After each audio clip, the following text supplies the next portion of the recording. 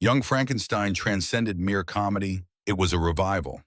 The film resurrected gothic horror and madcap satire from obscurity all in monochrome. Yet the production faced constant challenges. Studio executives despised the visual style. The name almost got changed. One particular sequence nearly earned the movie an R rating. Here are 20 unusual facts about Young Frankenstein. Hidden among the chaos, enormous platform shoes that Mel Brooks donned at dinner parties to prove his point. Brace yourself, the electricity is about to crackle. Number 1, Mel Brooks aimed beyond simple mockery of classic Universal monster movies. He wanted authentic recreation. From the beginning, he demanded black and white cinematography. Studio executives were horrified. They argued that 1970s audiences wouldn't spend money on monochrome comedy. They proposed increased funding, enhanced marketing, even color-tinted trailers. Brooks stood firm. He threatened to quit if they mandated color. Eventually, they relented with a stipulation the black and white format couldn't appear in advertisements. Brooks accepted these terms and filmed his vision precisely. This wasn't nostalgia, it was defiance, granting the picture its gothic elegance that ensured longevity. Number 2, the sequence that rescued the preview screening nearly got eliminated. Brooks remained convinced that putting on the Ritz performance was excessively bizarre, overly lengthy, disruptive, excessively theatrical. He debated with Gene Wilder, endlessly pleading for its removal. Yet Wilder remained steadfast. He trusted the sequence. Eventually they shot it, though reluctantly. When Brooks finally viewed it with complete costumes and illumination, his opinion transformed entirely. He didn't merely accept it, he acknowledged it might represent the film's finest moment. What began as disagreement evolved into comedic legend. Number 3, Mel Brooks maintained strict discipline, yet Gene Wilder and Marty Feldman frequently bent regulations. During breaks, they'd huddle together, adjusting dialogue, reversing jokes, modifying rhythm. Brooks would shout to follow the screenplay, and they'd acknowledge, then alter things repeatedly. Once Feldman revised his introduction with an entirely different dialect, informing nobody. Cameras started rolling and everyone collapsed laughing. Brooks felt angry until viewing the footage. What emerged wasn't merely humorous, it was spontaneous, creative, bizarre. So he granted them additional freedom. Not from enjoying disorder, but recognizing its effectiveness. Number 4, Peter Boyle appeared frightening as the creature, yet beneath those lights, he suffered. Makeup application consumed hours. Multiple latex layers, prosthetics, adhesive, each trapping, warmth against his flesh. Under studio illumination, everything quickly began deteriorating. His features would droop, his forehead would bubble, artificial wounds literally shifted position. Production had to halt, rush him toward fans, and reapply everything completely. Throughout this ordeal, Boyle rarely protested. He perspired, he staggered, he performed in formal wear, and transformed physical suffering into something memorable. Number 5, nobody initially observed it. During one scene, Igor's hump appears right-sided. Subsequently, it's left-sided, then absent, then returned. This wasn't error, it was Marty Feldman's prank. Without informing the director or makeup department, he began relocating the hump across multiple scenes purely for mischief. When Mel Brooks eventually noticed, he erupted laughing and instructed editors to preserve it. The hump gag became a concealed treasure, never acknowledged, never clarified, simply another reason the movie feels so peculiar and intelligent. What hump? Number 6, Cloris Leachman didn't pursue comedy. Entering the Frau Blucher role, she brought something pointed, frigid, controlled. Not the exaggerated energy Mel Brooks typically preferred, but something subtler, stranger. She provided the character a clipped, nearly indefinable European accent, partially Transylvanian, partially something else. She delivered every phrase like it held significance, even when the words themselves were ridiculous. That's what made it powerful. Whenever she spoke, the cast disintegrated. Gene Wilder would break mid-sentence. Terry Garr had to look away. Even camera operators collapsed behind equipment. They attempted repeatedly, but nobody could maintain character. So they made an uncommon comedic choice. They didn't request moderation, they edited around the laughter. They allowed the performance to exist exactly as delivered, constructing scenes around salvageable moments between interruptions. The outcome is among the film's most peculiar, mesmerizing characters. A woman who speaks sparingly yet somehow dominates every shot. Leachman didn't pursue laughs. She made them pursue her. Number 7. During early Young Frankenstein casting, Terry Garr's name wasn't mentioned. Studios had selected their preference, a more dramatic performer with classical appearance.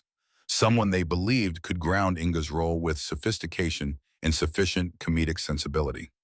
Yet behind closed doors, conflicts emerged regarding tone, screenplay direction. Suddenly, the role reopened with cameras already preparing. No formal audition secured Terry Garr the part. Gene Wilder quietly recommended her. She arrived without ceremony, no pressure, no rehearsal polish, yet grasped the film's rhythm before anyone explained it. She didn't portray Inga as a punchline, she portrayed her as someone understanding the joke. Warm, playful, somewhat absurd, and completely genuine. Mel Brooks observed her initial read-through silently, then smiled. Whatever previous plans existed no longer mattered, because at that moment it was obvious Terry Garr wasn't substituting. She embodied the role, and nobody would ever replace her. Number 8. Gene Hackman was at his peak, an Oscar-winning dramatic performer with zero parody experience. However, one day he encountered Gene Wilder at tennis courts. They conversed, and Hackman said he wanted something funny just once. Wilder had the ideal concept, a blind hermit offering soup, wine, and cigars to the creature. Hackman filmed it within one day. He accidentally burned Peter Boyle, he destroyed furniture, and he delivered it with total sincerity. It became among comedy's most surprising, unforgettable guest appearances. Number 9. Mel Brooks always included self-cameos. In Blazing Saddles, he portrayed 3 roles. In Spaceballs, 3. But for Young Frankenstein, Gene Wilder prohibited it. He told Brooks that appearing in costume, even briefly, would destroy the illusion. This movie required authenticity, not silliness, no contemporary faces, no acknowledgments. Brooks agreed. He remained behind cameras, yet couldn't resist. If you listen carefully, his voice remains throughout as a howling wolf, screeching cat, and distant train call. He kept his appearance out, but his influence, it's omnipresent. Number 10. When Gene Wilder and Mel Brooks began preparing laboratory sequences, they had one objective: make it authentic. Not like mockery, not like stage construction, like entering a 1930s horror picture directly. So they located Kenneth Strickfaden, who constructed the original Frankenstein laboratory equipment for the 1931 classic. And incredibly, he retained everything. Tesla coils, arcs, switchboards, everything. Dust-covered garage storage still functional. He transported the complete collection to the Young Frankenstein set, and it fit perfectly. That's not parody, that's resurrection. Number 11. No digital effects, no sound archives. If Young Frankenstein required thunderstorms, they had to create them. Crews rigged pipes and tanks simulating rainfall. They constructed wind machines, flash equipment, custom lighting systems. And activating everything simultaneously worked excessively well. Rain pressure broke containment. Lights short-circuited. The set flooded ankle-deep before shutdown. Momentarily, they thought laboratory scenes would require days' postponement. But crews worked overnight, dried everything, and rolled cameras next morning as if nothing occurred. What appears on screen, controlled chaos barely. Number 12. Every time someone says Frau Blucher horses, scream in terror. It's among the film's strangest recurring gags, yet it didn't emerge randomly. Mel Brooks later revealed the sound cue wasn't merely humorous. It was based on a real woman he remembered from childhood. Someone cold, severe, intimidating. In the film, horses respond as if scarred, because in Brooks' mind, that name carried significance. It transformed into one of movie history's most surreal running jokes, yet underneath. Some darkness, some truth, and a memory never quite fading. Number 13. To Gene Wilder, the title was perfect. It captured everything. Tone, heritage, irony. Yet studios disagreed. They thought it sounded confusing, too literary, too strange, too slow. At one point, executives even suggested calling it Frankenstein Returns or Son of Frankenstein, the comedy. Mel Brooks refused. Wilder was furious. He told Brooks if they changed the title, he'd quit. It was a rare moment of intensity from Wilder. Calm on set, yet uncompromising when it mattered. Eventually, studios surrendered, and the name remained. Simple, strange, and unforgettable. Number 14, it was merely a throwaway line. Igor hands Dr. Frankenstein a cane and says, "Walk this way." They both limp off in identical hunched gaits. The joke succeeded, audiences adored it. But then something peculiar happened. Years afterward, fans began claiming that Aerosmith's hit song, Walk This Way, was inspired by that exact scene. The band never officially confirmed it yet, the timing suspiciously close. Whether the story is accurate or not, the joke left an impression, a moment of absurdity, that might have echoed from horror parody to rock history. Number 15, Young Frankenstein was filled with double meanings, yet one nearly cost the film its rating. It wasn't violence or language, it was a single line in the final act. As the creature prepares to consummate his relationship with Elizabeth, she gasps. The ratings board flagged it. They called it sexually suggestive in an unnatural context. Brooks was stunned. He argued the line was satire, a musical callback, a joke. It required 3 rounds of negotiation before the film kept its PG rating. One line, one joke, 1 inch away from an R number 16. Young Frankenstein wasn't expected to profit. It was black and white. It was strange. And it resembled nothing else in 1974 theaters. Studios quietly released it with minimal expectations. No major marketing campaign, no holiday release, no awards positioning, just another quirky Mel Brooks experiment. But then something unexpected happened. Audiences kept returning. Word of mouth spread rapidly. And the numbers, they didn't just grow. They exploded. By the run's end, Young Frankenstein had generated over $80 million on a budget just under $3 million. It out-earned most blockbusters that year, including movies with triple its budget and 10 times the promotion. Studios didn't believe in it yet. Audiences did, transforming a quiet gamble into a cultural phenomenon. Number 17. From the opening frame, Young Frankenstein appeared straight from the 1930s. The shadows, the camera angles, the pacing, the laboratory equipment. So when it reached theaters, something peculiar occurred. Older audience members, those who'd grown up with original Frankenstein films, thought it was an actual sequel. Some asked if it was a lost classic. Others claimed they remembered seeing portions as children. Mel Brooks never corrected them, he simply smiled. Because the goal wasn't merely parodying those old films, it was inhabiting them. And somehow, he succeeded. Number 18. For all its chaos, Young Frankenstein wasn't merely a cult hit, it became critically successful. The film earned 2 Academy Award nominations, one for Best Adapted Screenplay and another for Sound. Yet when envelopes opened, it lost both to the towering Inferno. Gene Wilder didn't complain, he was simply proud the Academy even noticed.